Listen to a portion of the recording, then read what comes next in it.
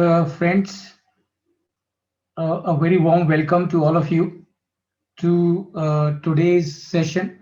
I hope you are able to hear me. Satishji, can you hear me?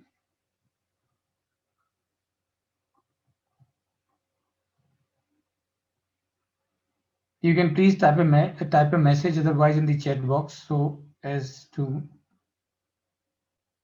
I am able to know that you are able to hear me.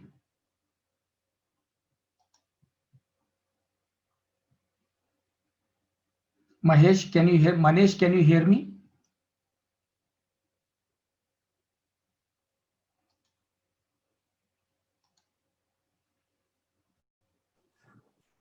Yes. Okay, good. So very good. We can start the session in that case.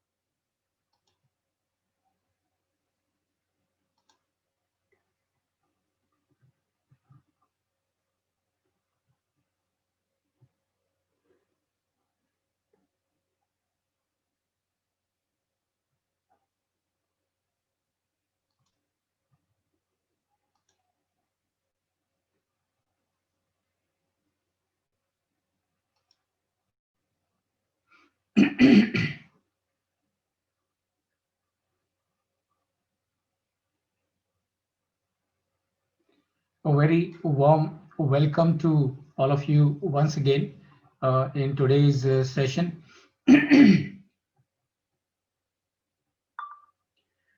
We are today on 25th day of this series of 30 days, 30 topics, 30 programs. And today's topic is India's economy, past, present, and future, notwithstanding COVID. I'm sure, friends, all of you must have this anxiety as to what is going to happen to India's economy. Because of COVID, there are a lot of concerns, lot of concerns everywhere in the minds of people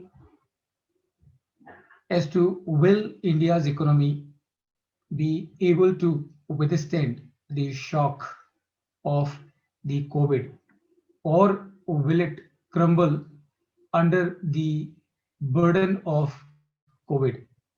At the outset, friends, let me tell you India's economy is extremely strong, extremely meaning absolutely strong, and there is no danger to India's economy because of COVID or anything else. And why do I say this? Is because there are many fundamentals which are required for economy of any country to grow. And I'm so happy to share it with you that on all those fundamental parameters, our economy stands very sound, very strong, and therefore, notwithstanding COVID, we would still be doing very well. As a matter of fact, this was the trigger for me to think of this topic of India's economy, past, present, and future, notwithstanding COVID. So I just thought, why to talk about only the future? Why should we also not know as to how India's economy has progressed since independence? And friends, today's session is without PPT, so it's going to be impromptu session, and I'm going to share my thoughts and views with you. Just be with me, and I'm sure you will enjoy today's session as well. So, what is the purpose of this session? Prime responsibility of any government anywhere in the world is to ensure well-being of its people by ensuring availability of basic infrastructure and opportunities for them to contribute their might towards the growth of the country. So this is the fundamental requirement, fundamental responsibility of any country across the globe. तो पूरी दुनिया में जितनी भी government हैं उनकी ये जिम्मेदारी है. क्या जिम्मेदारी है? They have to ensure that life of their people becomes easy, comfortable. All their people, all their citizens are able to live a life which is full of opportunities, and they are able to tap those opportunities so that they are able to contribute towards the growth of the economy. This is the prime responsibility of government of any country. It is the responsibility of the government of the day to build the culture of efficiency, responsibility, patriotism, nationalism, integrity, and brotherhood among all its people. So, friends, remember, the job of the government is not to merely get elected and occupy the power and do whatever they want to do. No. Sorry, that's a myth. That's a misnomer. That's a very big misunderstanding. Unfortunately, many of the people who are elected to the legislative, they think. Now, the system in democracy of elected representative is not to empower these elected representative to do whatever they feel like doing once they get elected. No, they have the responsibility that whatever they discuss in the legislation house is reflect the feelings and the aspirations of the people. If they're feeling in doing so, that means something is wrong with them, and that is contrary, or that is against the spirit of the democracy. But unfortunately, it happens in some cases. But today, what we are discussing is how it should be. So it's the responsibility of the government to build patriotism, nationalism. The government is responsible to build a positive culture in the country of productivity, efficiency, honesty, integrity.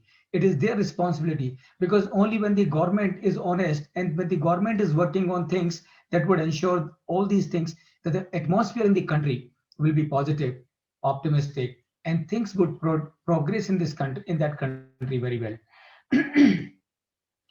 However, every common citizen to have a responsibility to contribute to the above wholeheartedly. तो ऐसा नहीं कि government की responsibility है, even the people, the citizens also have a responsibility. And what is their responsibility? Their responsibility is to ensure that they contribute to whatever is whatever is being done by the government. So ultimately, the people also have to contribute.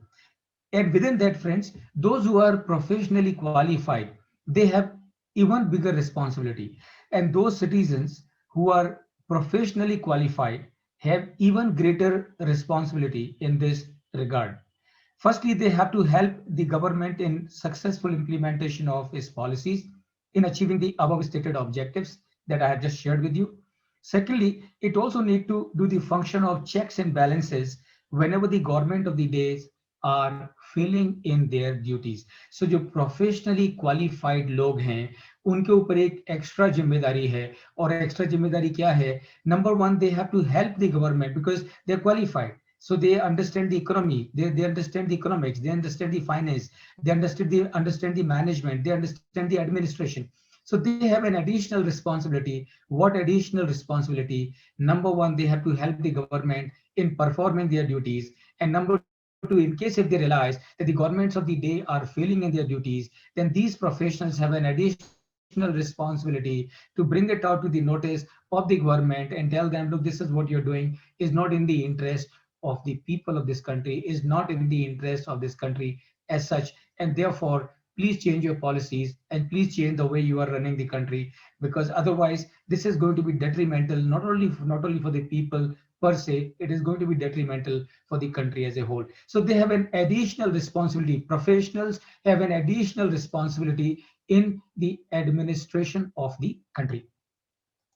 And therefore, friends, the purpose, as I always share with all of you, the purpose of this session is for all of us to become aware of roles and responsibilities of all stakeholders in the nation building, become aware as to how the country's economy has progressed thus far, and what role we all have to play in it going forward. So this is the purpose. The purpose is to understand कि हमारे देश की economy अब तक कैसे चली है और आगे कैसे चलनी चाहिए और आगे चलने के लिए हमारा क्या रोल होना चाहिए, हमारी क्या रिस्पॉन्सिबिलिटी होनी चाहिए, all that is what we are going to cover in today's session, friends. So this is the purpose of this session. Now, of course, today, friends, I have a very long agenda because there is a lot that I need to share with you. And I'm sure, but at the same time, we would stick to our time schedule, but we might overshoot by 5-10 minutes. So we should be mentally prepared for that. So what is the session plan that we have today? What are the things that we're going to cover in today's session? So we start with number one, the prime responsibility of the government, which I have just shared with you. The prime responsibility of the government is to ensure well-being of its people, is to ensure that the culture of the country is of nationality, of patriotism. The culture of the country is positive. Culture of country is of productivity, integrity, honesty. Culture of the country is of cooperation. Culture of the country is of mutual gain and benefit. Now, this is the prime responsibility of government of a country. And please remember, when a government does this, it not only helps the country, but it also helps itself.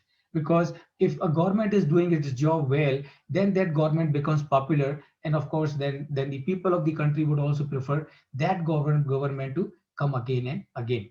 So what we discussed, and that is what we have covered already. Number one, what is prime responsibility of a government? Then we look at, friends, what should the people of country expect from its leadership? बहुत जरूरी है for every one of us. We should know as to हम हमारे देश के नेतृत्व से क्या उम्मीद कर सकते हैं, क्या उम्मीद करनी चाहिए. क्योंकि जब तक हम ये बताएंगे नहीं कि हमारे हमारे देश के नेतृत्व से क्या उम्मीदें हैं, हमारे नेतृत्व को ये रियलाइज करने में डिफिकल्टी हो सकती है. And that is why we will discuss as to what we people, we the people of the country can expect, should have expected, and expect from the leadership of the country. Then we look at different forms of economic administration. So ultimately, if the country has to run for the benefit of everyone, then what are the different forms of economic administration? That is what we would cover. We look at the four pillars of democracy. And friends, let me tell you, there are four pillars of democracy. We all know it, but let me tell you, there is one more pillar of democracy, fifth pillar. And I can tell you, friends, this fifth pillar is as important as the remaining four pillars. Unfortunately or incidentally, this pillar has really not been given its dues so far in the history of our country. Maybe because this pillar itself was not aware of its role and its own strength. And therefore, instead of being able to help the remaining four pillars do their job well, this pillar missed its own responsibility. We will discuss as to what that fifth pillar of democracy is. Then we look at India at the time of independence. So now we start discussing as to how the India's economy has progressed since independence. So that is what we would do.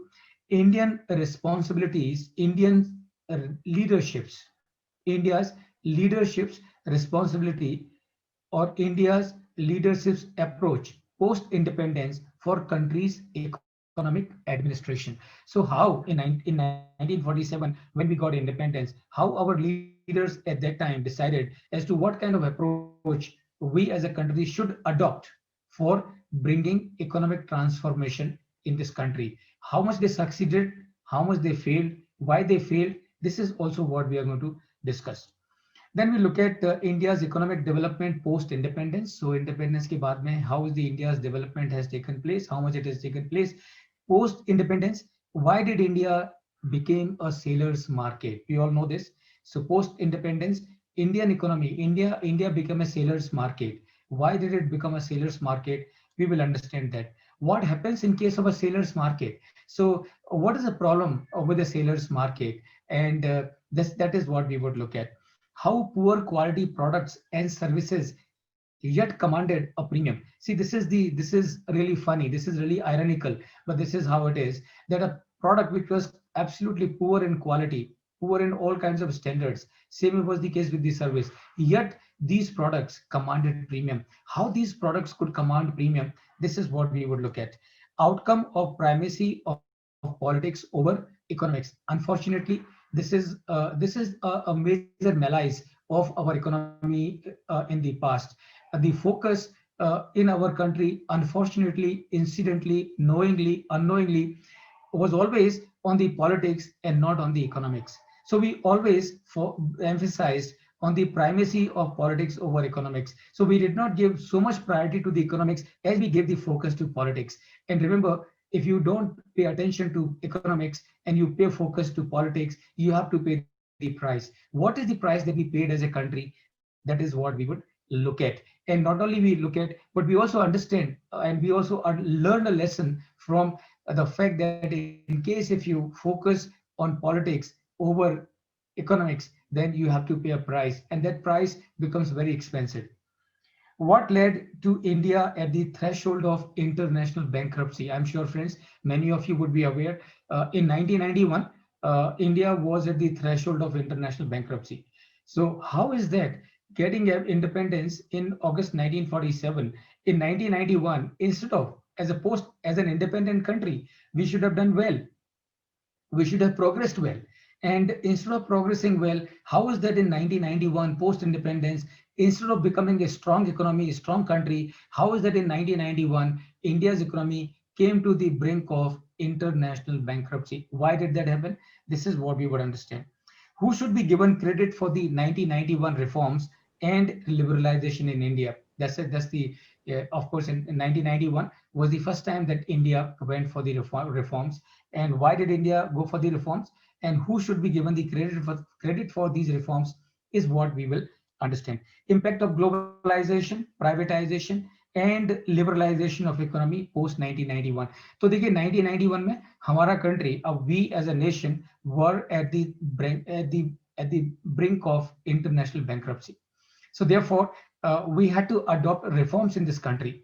So number one, we would understand as to who should be given the credit for these reforms, as I said. And number two, we would also understand as to what was the impact of these reforms on the economy of this country. Did it really help?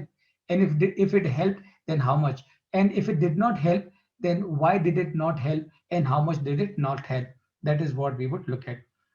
Remember, post 1991, no doubt about it, post the reforms of 1991, things did change in this country, but not as much as one would have wanted, as one would have expected. As a matter of fact, things, some of the things that should have undergone a tremendous change did not change at all. As to what were those things, that is what we will discuss. Why did the change not happen? So despite the reforms, how is that some of the things in the economy did not change? We will understand the reasons for the change not happening in some of those very key things in our country. And remember, friends, in democracy, the ultimate power is with the people. So if the people are not happy with the governments, what do? They change the government. And that is what exactly happened in 2014. So 2014, the people of the country changed the government. And not only changed the government, in 2019, they again brought the same party to the power. So remember, in democracy, the ultimate power is with the people. And as somebody has very rightly said, you can fool all people sometime, you can fool some people all the time, but you can never fool all the people all the time. And that is definitely true as far as the democracy is concerned. So in 2014, the government was changed by the people of the country, and a new set of reforms started from 2014 in this country. How are the reforms of 2014 different from the reforms of 2000, from the reforms of 1991? This is what we will understand. And then we will understand how is India's economy now poised with the COVID around. That is what we will understand. And finally, friends, we will also look at what is the mantra, what is the golden mantra for growth of an economy to happen. Because ultimately, we as the people of this country are always concerned about one thing, and that is growth in the economy. And why growth in the economy? Because when the economy grows, every one of us grow. Every one of us grow. There is a good atmosphere. There is a good atmosphere, and that is what all of us want actually. So friend, with this introduction, let's move forward. So the first thing is, what should the people of country expect from his leadership? That is the first question. And this is what I think I would like to share with you, that as the people of the country, what we can expect from the leadership is, number one, leader has to be a visionary. Leadership should build positive culture of nationalism, patriotism, honesty, commitment for well-being of the nation and its people as a whole. This is what we can expect and should expect from a leader. Leaders should always lead by good examples. Leaders should not have personal ambition and personal interest. And please remember, when a leader has personal ambition and when a leader has personal interest, that proves to be catastrophic for the economy of the country or for any country for that matter. Leadership should be compassionate about his people. He should have compassion for his people, should be independently decisive, because a leader has to take a lot of decision. So if leader has to depend on others to take a decision, remember that leader would never be able to perform. So what we can expect from a leader, that he got to be independently decisive. He should take responsibility, should have the ability and competence to work independently. That is absolutely essential, because if the leader has to depend on so many people to act, then he would never be able to act, because he has to deal with so many matters. And therefore leaders should have the ability of working independently.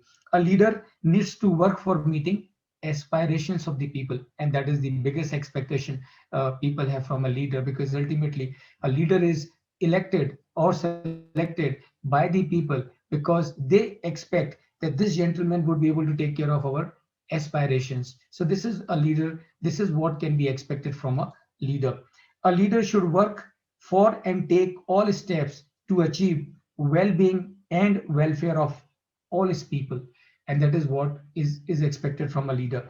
Leadership, please remember, and this is what is very very important for the people who are only wanting to occupy the chair without really understanding the obligations attached with that chair, without understanding the responsibilities, the liabilities, the obligations, the duties attached with the chair. This is what they must understand very clearly. Leadership is not a privilege, it's a responsibility which only competent and committed people should dare to accept. Because if incompetent people, if people with vested interest, if people with no ability, if people with vested interest or personal ambitions, if they occupy the chair of the leadership, then they really prove to be catastrophic for the people. और उनकी वजह से पूरे लोगों का नुकसान होता है, पूरे देश की इकोनॉमी का, पूरे लोगों का नुकसान होता है, सबका नुकसान होता है। और जो ग्रोथ उस रीजन में, उस एरिया में होनी चाहिए, वो ग्रोथ नहीं हो पाती है। And so this is friends, we can expect and we should expect from leadership of the government. What are the different forms of administration of an economy?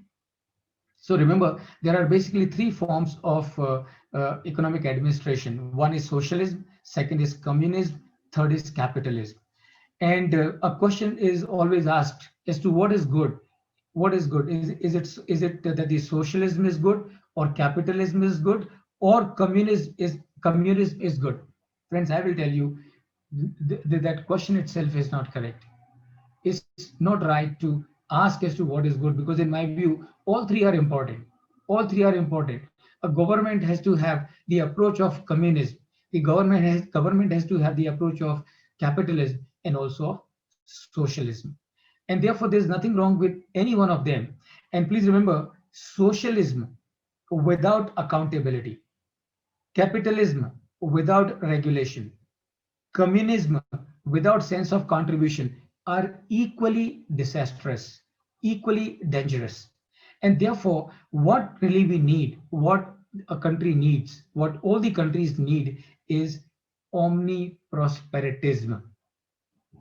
So you don't need capitalism, you don't need socialism, you don't need alone communism. What you need the combination of all three, and that combination of all three can be termed as omniprosperitism. That means what? Omniprosperitism meaning everybody's growth, everybody's development, and that is what is required. So I would say that is the form of economic administration. And the fourth form of economic administration is omniprosperitism. And that means what? It has to be an amalgam of communism, socialism, and capitalism. And then only the growth of people will happen, because a country will comprise of all kinds of people. And if all kinds of people have to be taken care of, then everybody cannot be capitalist.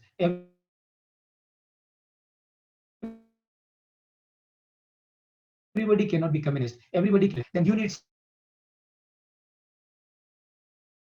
some a different approach, and that different approach is omniprosperitism.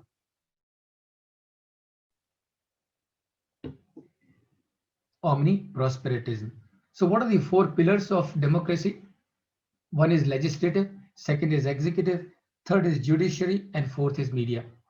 Now, friends, this is what is provided in our constitution. Four pillars: legislative, executive, judiciary, and media. Now, incidentally, these four pillars of the democracy, if you analyze them, you will find that they are not balanced. So when I say they are not balanced, that means some of these pillars have more powers than the other pillars. And some of the pillars have a formal power, and some of the pillars do not have a formal power, but they have an informal power. And unfortunately, in most of these cases, in all these cases, there are no system of checks and balance. So in case if legislative does something wrong, there is no one to keep a check on that, because the check is available in the form of judiciary, but judiciary can be overturned by the legislative. And likewise, on executive, legislative has additional power. That means, as we all know, in case of our many of the cases, now the legislative is in a position to dictate to the executive. Executive has to follow the legislative, even if the executive believe that what the legislative is asking for is not right. Now, and there is no check and balance. So remember, when there is no check and balance, तो आप समझ सकते हैं कि अगर एक building के चार पिलर हैं और चारों पिलर की मजबूती बराबर की नहीं है, तो क्या हो सकता है? वो बिल्डिंग कभी भी ढह सकती है. And that is what happens. So in case of a democracy, if these four pillars are not equally empowered, that means if they are not equally strengthened, then what happens? That the building keep on demolishing time and again, time and again, time and again, time and again. Like say, for example, media does not have any formal power, but media has got informal power. But unfortunately, so many times we have seen that media has not really done its job well. And we all understand the kind of image the media has created for itself because of its wrongdoings in many of the instances.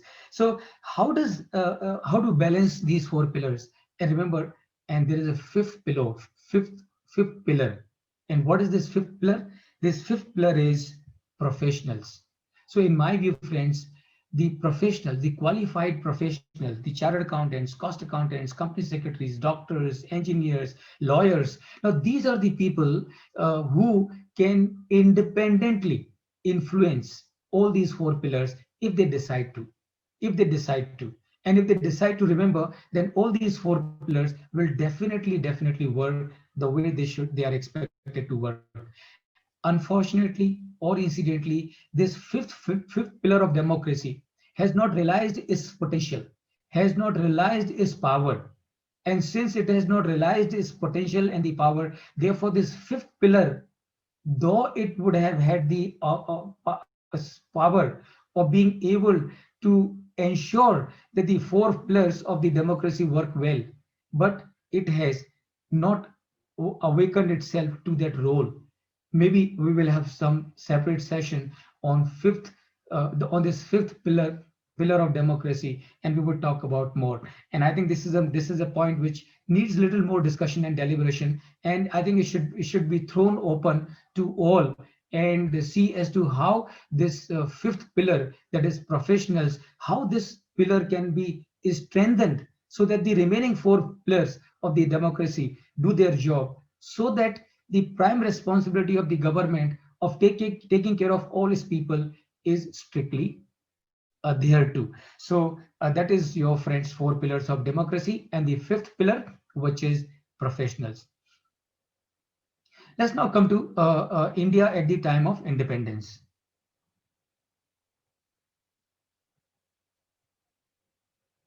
So what are we doing now? We are trying to see in the evolution of India's economy since independence.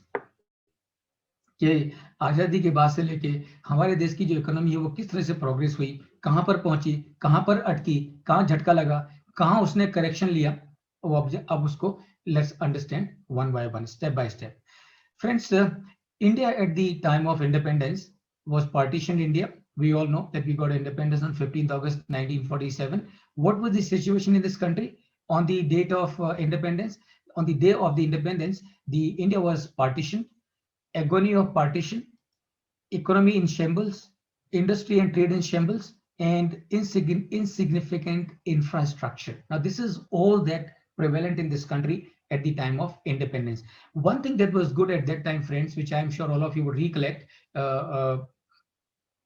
not that all of you were there at that time, but some of you must have been at that time. So the one thing that was good at that time, that people in this country at the time of independence had a very positive and optimistic outlook. Why? Because लोगों को देश में ये उम्मीद थी कि 700-800 सालों की गुलामी के बाद जब हम आजाद हो रहे थे, तो everybody was expecting कि now that we are independent, now that we are a free country, good things will follow in this country. And this was the situation in case of India at the time of independence.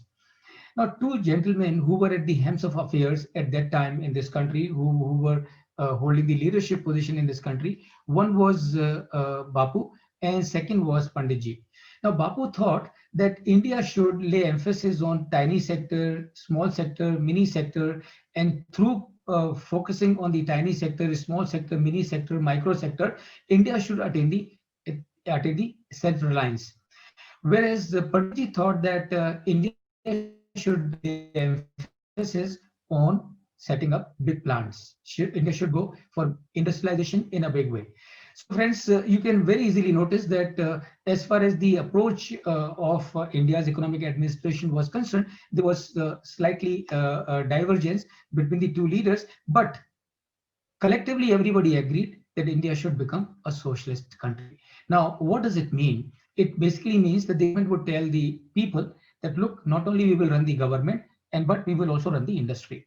And why they said that we will run the industry, उनका ये कहना था कि अगर हम industry को private लोगों के हाथ में छोड़ देंगे तो बहुत सारे लोग गरीब हो जाएंगे और कुछ लोग बहुत ज्यादा अमीर हो जाएंगे. So with that approach and attitude, they adopted socialistic approach.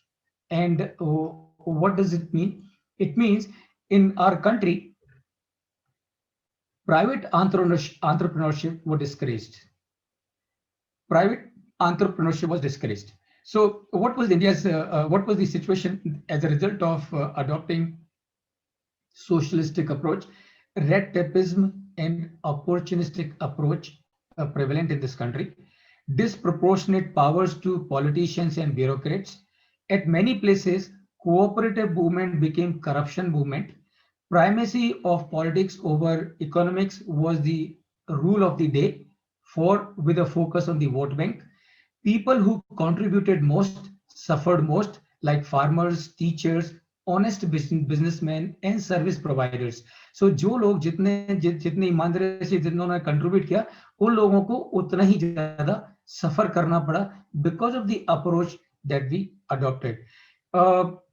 Everything that ran smoothly was nationalized, again in the name of keep giving the impression to the people that we are for you and therefore you elect us back to the power time and again. Banks were the center of corruption and absolutely misused, and every time the bank was in a trouble, the government will do the bailout. So the banks kept on being bailed out by the government, and without really realizing that ultimately for all the bailouts, the money was going from the pocket of the common man. Intermediaries enjoyed life and growers committed suicide.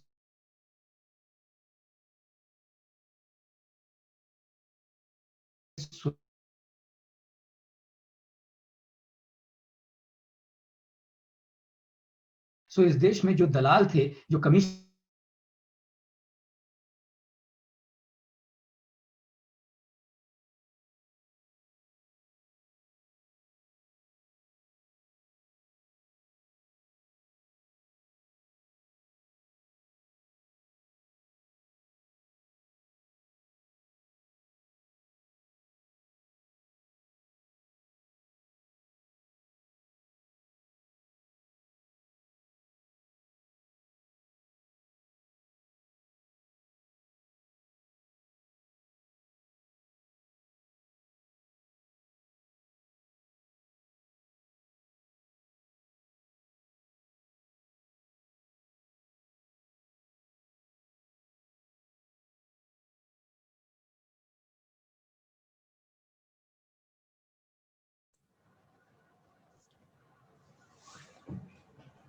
Hello. hope I'm Yes. audible, Dr. Yes, sir. Krishna. Yes, sir. Audible, sir. Sir, but the PPT is not visible, sir. Okay. There is no PPT today. There is no PPT today. Okay, sir. Can you hear me? Yes, sir. Yes, sir. Very good, Krishna. Welcome to the session, Krishna. So, post independence, because of the approach that we adopted, what happened in this country? Restricted yes to private entrepreneurship. तो ऐसा नहीं है कि private entrepreneurship को पूरी तरह से मना किया गया, नहीं, उनको हाँ बोली गई, लेकिन इन रेस्ट्रिक्टेड वे. कुछ उनको बनाना है तो come to Delhi, take a licence, and only once you take a licence, then only you can produce. Now, friends, this is really funny. This is really funny. And why this is really funny? Because if economy of a country has to grow, then what it needs is economic activity. And here, our government was controlling the economic activity. So the government will tell the people, don't produce more than what the license is given to you. Demand was huge. Remember, even at the time of independence, India was a huge country. Our population was more than 30 crores. So as a country with a population of 30 crores, it was a huge market. The demand was phenomenal. Even though the demand was phenomenal, the government put the license Raj, Inspector Raj, Control Raj. As a result of that, what happened in this country? Unfortunately, the culture of corruption got built up. That means what? That means क्योंकि आप को licence चाहिए, तो licence लेने की आपको आपको किसी की जेब गर्म करनी पड़ेगी, और अगर आप किसी की जेब गर्म करेंगे तो नेचुरली वो आप कहीं ना कहीं से वसूलेंगे, और वसूलेंगे तो डिमांड आपकी, जो आप प्रोडक्ट बना रहे हैं उसकी डिमांड तो बहुत जबरदस्त है, लेकिन आपको ही, आपके पास में लाइसेंस है, आप ही खाली वो प्रोडक्ट बना सकते हैं और कोई उसको बना नहीं सकता. That means you are in a monopoly. So if you are in monopoly, what will you do? You will charge any price that you can, and thereby you will make excessively high profits. So this is what happened: controlled economy, license Raj and Inspector Raj. So unfortunately, friends, in this country, Inspector Raj होना क्या चाहिए था? होना ये चाहिए था, the government should have asked all the inspectors that all the companies which are in your jurisdiction, make sure all those companies comply with all the rules. Help them, assist them in complying with those rules and regulations. But it was the other way around. The inspectors would go to a company and they would finding out faults. And finding out faults, laws were made in a way that there were very severe punishments in case if there was a violation in any of those laws. So the inspector would go and threaten that आपकी company में ये काम गलत हो रहा है, ये काम गलत हो रहा है, या तो आप मेरी जेब गर्म करिए, नहीं तो फिर मैं आपको प्रोसिक्यूट करता हूँ, आपके ऊपर क्रिमिनल केस लगाता हूँ. आदमी डर के मारे क्या करेगा? पैसे देके जान छुड़ाएगा. तो क्या हुआ देश में? करप्शन का कल्चर बन गया. करप्शन का कल्चर बन गया, यानी कि देश में हालत ऐसी हो गई कि करप्ट आदमी है, ही वुड, वो छाती थान के चलेगा, छाती अपना सीना चौड़ा करके चलेगा, और जो ईमानदार आदमी है वो बेचारा डर के चलेगा. बेईमान आदमी की देश में ज्यादा इज्जत थी, ईमानदार आदमी की देश में इज्जत नहीं थी. अगर कोई आदमी ईमानदार है तो लोग उसको बेवकूफ बोलते थे. This is the kind of culture unfortunately got built up in this country post independence. And remember, that was a serious setback in the growth of this country. So perennially loss making units, incentives for being small, inefficient and unproductive. So the government will tell कि अगर आपका turnover 1 crore के ऊपर गया तो फिर आपको excise duty भरनी पड़ेगी, अगर आपका टर्नओवर 1 करोड़ के नीचे है तो फिर कोई बात नहीं। तो आदमी क्या करेगा, जैसे ही आदमी उसका टर्नओवर 1 करोड़ के ऊपर जाने लगेगा, वो क्या करेगा, एक ही प्रेमाइसेस में 2 अलग-अलग नाम से फैक्ट्री चालू करेगा, आधा टर्नओवर इधर, आधा टर्नओवर उधर, ये सोच के कि टर्नओवर कम हो जाएगा तो मुझे ड्यूटी नहीं भरनी पड़ेगी। इंस्पेक्टर आएगा, बोलेगा ये दोनों टर्नओवर आपके हैं, इकट्ठा करके 1 करोड़ के ऊपर हैं, या तो ड्यूटी भरो, नहीं तो मेरी जेब गरम करो। तो आदमी क्या सोचेगा, ठीक है भाई, कर ले तेरी जेब गरम। So this is how, unfortunately, the culture of corruption kept on increasing. और देखिए, खरबूजे को देख के खरबूजा रंग बदलता है। अब अगर आदमी देखता है, कोई ईमानदार आदमी हो और देख रहा है उसके चारों तरफ से बेईमानी भरे पड़े हैं, तो अगर कोई ऑनेस्टी से जीवन बिताना भी चाहे तो वो नहीं बिता पाएगा। And that's how the cancer of corruption, unfortunately, kept on spreading. As much as hoarders, black marketeers and intermediaries amassed wealth, corrupt लोगों को हिंदुस्तान में माला पहनाई गई। मालूम है कि ये आदमी बेईमान है, ये ऑफिसर बेईमान है, ये करप्ट है, ये भ्रष्ट है, लेकिन उसको फंक्शन में बुलाएंगे, उसको माला पहनाएंगे, उसकी तारीफ करेंगे, उसके गुण गाएंगे। अब उसमें क्या होगा कि जो आगे जो बच्चे बैठे हैं और जिनको मालूम है कि भाई ये आदमी तो बेईमान है, तो उनके मन में क्या भावना बनेगी कि यार अगर आपको माला पहननी है, अगर आपको मंच में जाना है, अगर आपको माय पकड़ना है तो आपको बेईमान होना जरूरी है। सो लोगों का माइंडसेट शुरू से ही बेईमान होने का चालू हो गया। Profit was looked upon with contempt and India became a sailor's market. तो ये सब होने की वजह से India became a sailor's market. अब समझ के लीजिए what happens in case of a sailor's market. Sailors के market में क्या होता है? If it's a sailor's market, then what happens in case of a sailor's market? So number one, what happens in case of a sailor's market is you don't feel the need to innovate. सबसे बड़ी drop क्यों? क्योंकि आप जो बना रहे हैं वो बिक रहा है, और आप चूंकि जो बना रहे हैं वो बिक रहा है, तो फिर आपको इनोवेट करने की जरूरत नहीं है। And that is how the same product was sold in this country for 40 years, 50 years. Why?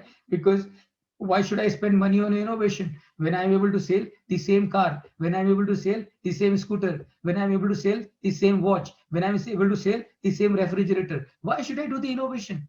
And so the first disadvantage of a seller's market is you don't feel the need to innovate. Number two, how the customer is defined in case of a seller's market.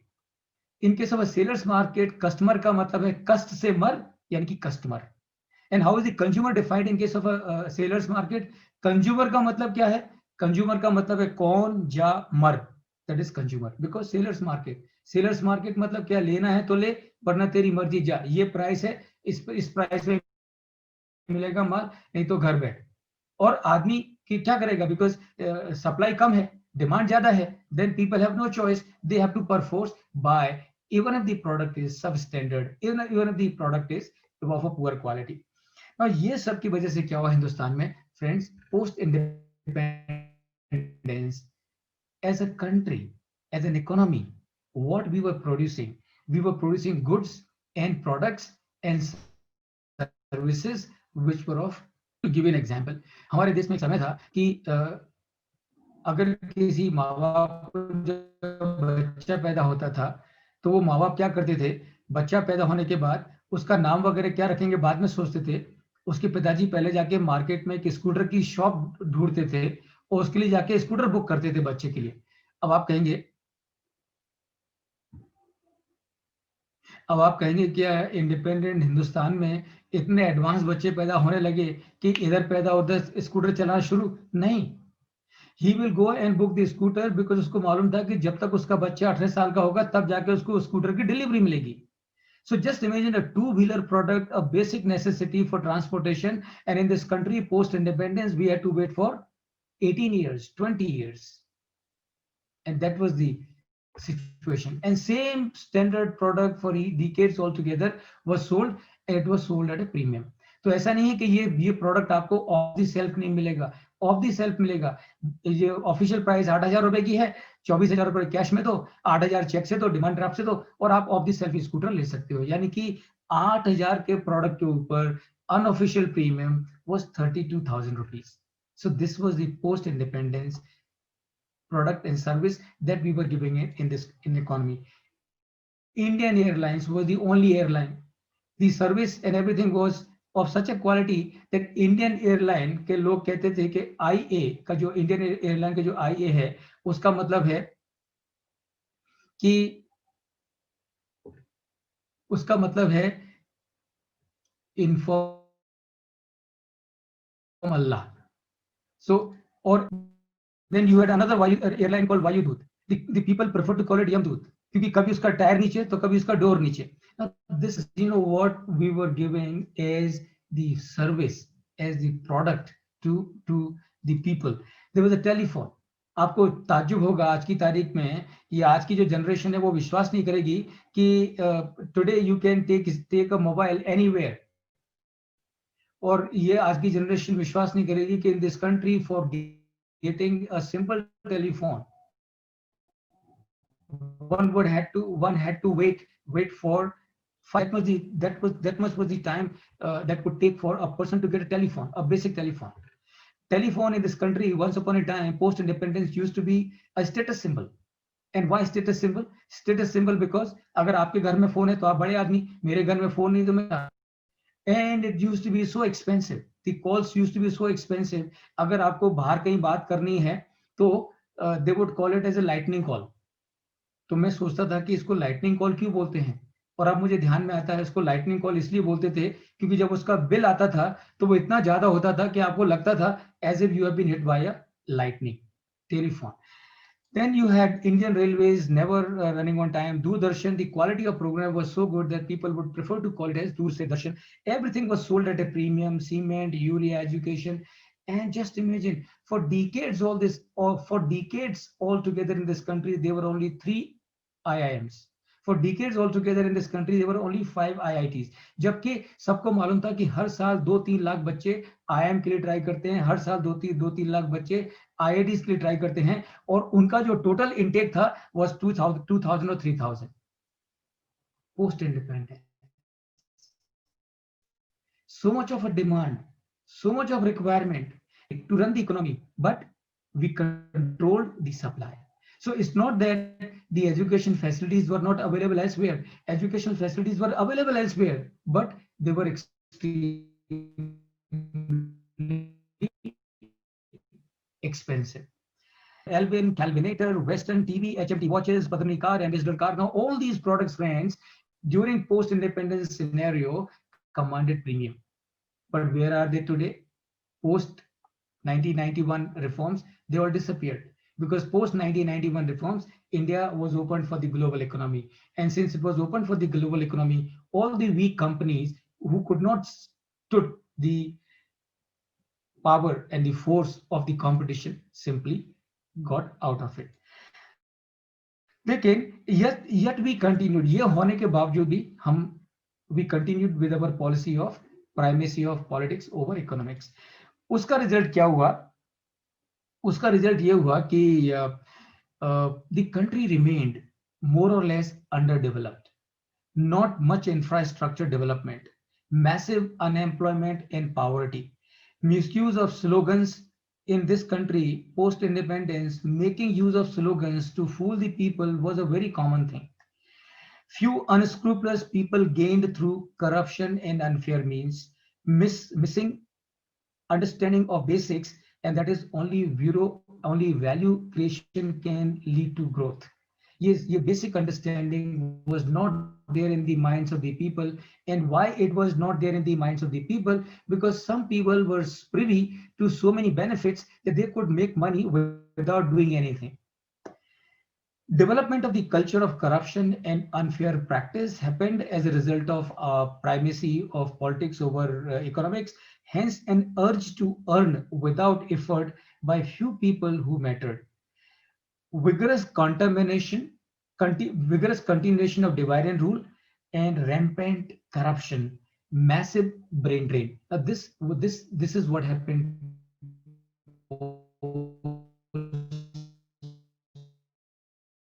independence in this country. Means कुछ कहीं कुछ use करके, कहीं कुछ use करके, कहीं use करके पूरे कंट्री को डिवाइड किया। और डिवाइड क्यों किया? ताकि वोट बैंक की राजनीति होती रहे।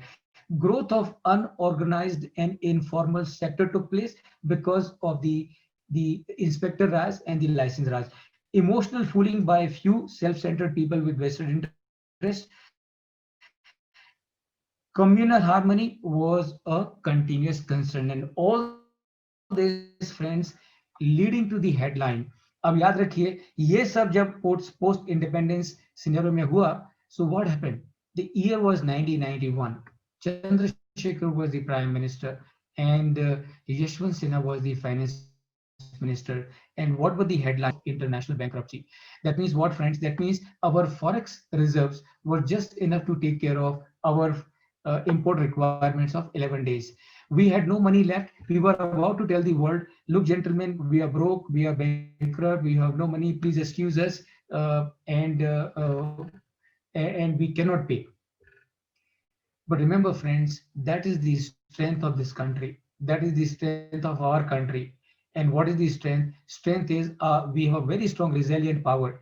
We have two things we have never done in the last 5,000 years. We have never done. We have never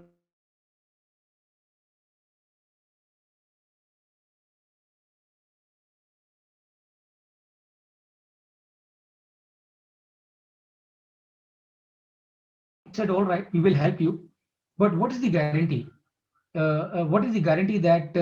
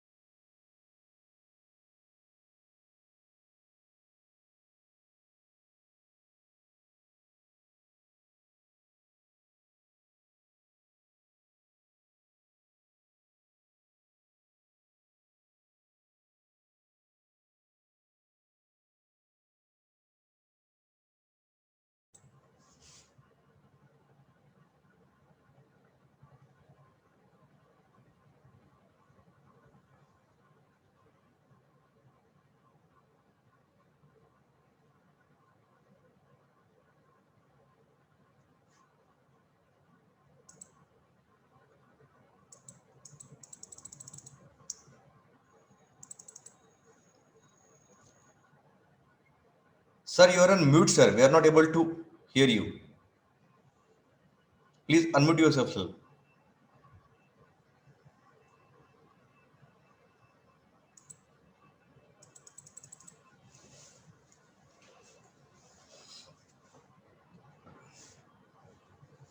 I guess there is some network glitches.